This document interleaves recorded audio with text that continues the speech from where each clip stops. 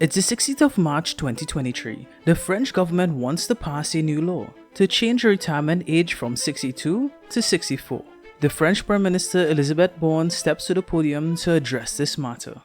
Today, we are faced with uncertainty that hinges on a few votes. We cannot take the risk of 175 hours of parliamentary debate collapsing. On the basis of Article 49(3) of the Constitution, I engage the responsibility of my government on the pension reform bill. Immediately, there was an uproar in the room. Why?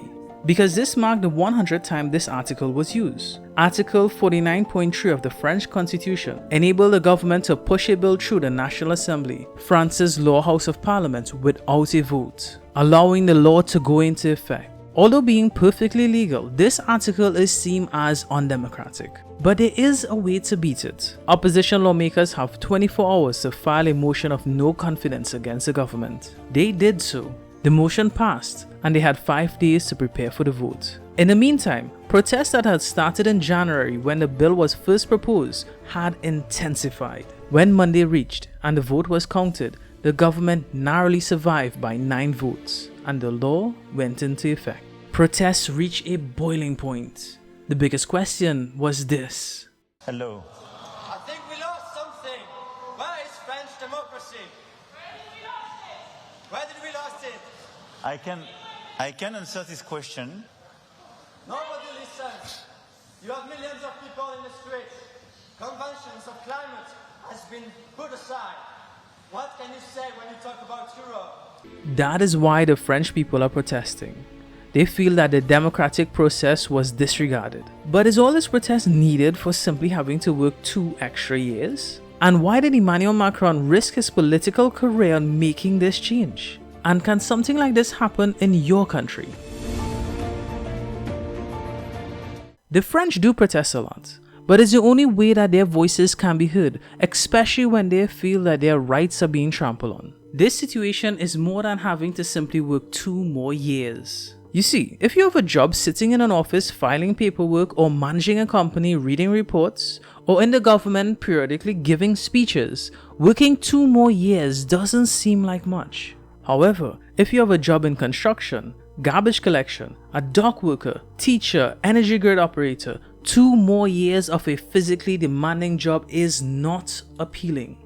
In addition to that, in 2018, President Macron introduced tax cut that primarily benefited the wealthy, and he's now seen as an elitist in his country. With his visit to China and this new pension reform, his approval rating dropped all the way down to 23%. The French people feel like their voices are not even being considered in a democratic country. Why then did he risk his career to make people work longer? Well, for one thing, he's not going to be running for re-election in 2027, and this reform may not have a big impact on his political future. So he could make wide-sweeping changes like this, and once a vote of no confidence fails, there's limited consequences for him. The French people know this. They're just simply exercising their right to have their voices heard. But given the seemingly undemocratic process that was used to introduce this bill, was it still necessary? Who exactly does this bill benefit? The quick answer is the government, but there's a second side to the argument. Do you want 64-year-old nurses to care for you in the hospital, Mr. Macron? What I want is to prepare the end of people's careers. What you are touching upon, which is true, is that people have to work a bit longer because they start working a bit later. The French president is claiming that he did this to help his people. Is that really so? Well, kind of. Reform is needed in the pension system, not just in France, but all around the world.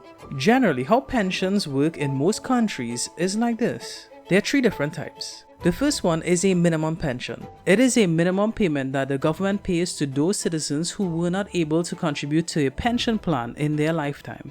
In France, this payment is a little less than €1,000 per month.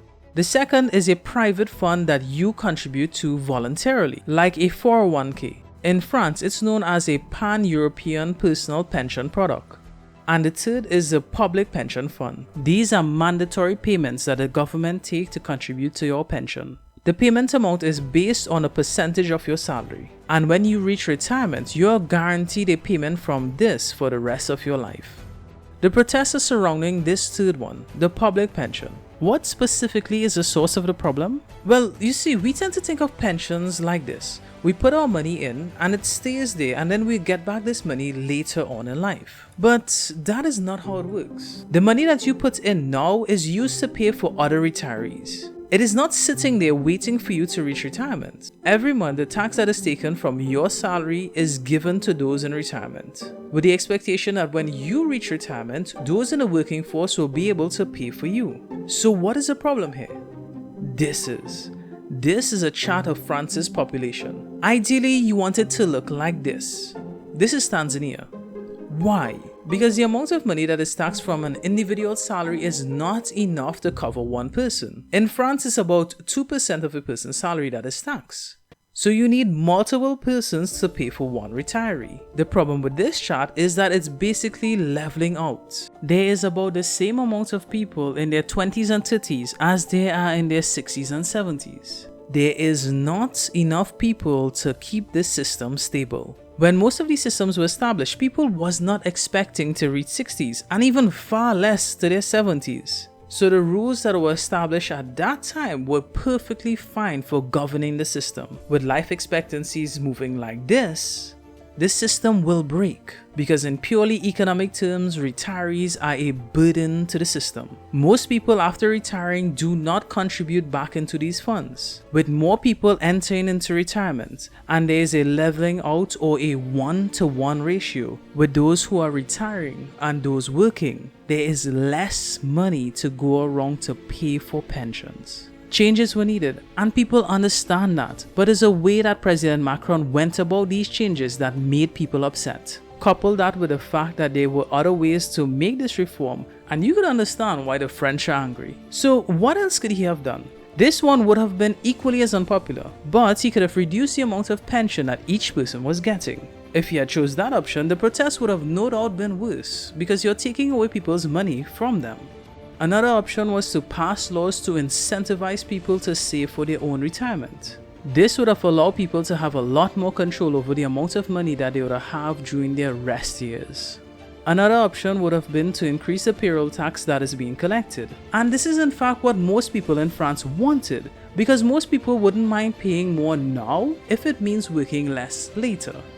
Why then did President Macron pick one of the worst two choices? It is because of what is happening to the French economy. This right here is France's debt level. For years, they have been able to sustain high amount of debt, due in part to it being a major tourist destination, and more importantly, it is home to some of the biggest luxury brands in the world. And that right there is the issue. When lockdowns went into effect, people stopped traveling. And now with the economic downturn, France's biggest exports took a hit. Luxury brands and travel is often the first thing to be kicked off when someone is living on a budget. That lack of income caused France's debts to spike. Cutbacks were needed in each sector to avoid an economic collapse, and pensions were one of those on the chopping block. Changes were coming no matter what. If the French had took the time to institute better policies beforehand, these protests could have been avoided. But here we are now.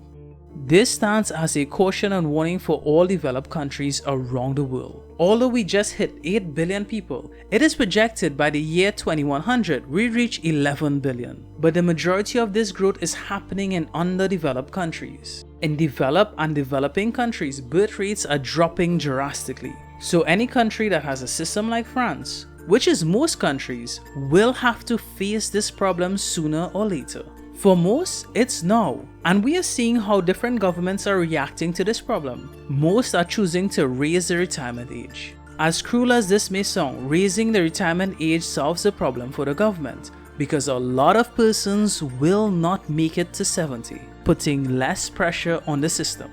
If you're younger in your 20s or 30s, you may not be thinking about this problem right now. But you should, because with life expectancies going up around the world, you may not even get to retire at 70. What is happening in France right now is a glimpse into our future. Because if governments cannot fix this problem democratically, they will resort to radical action, just like in France. and there will be very little that you can do to stop it. Thanks for watching.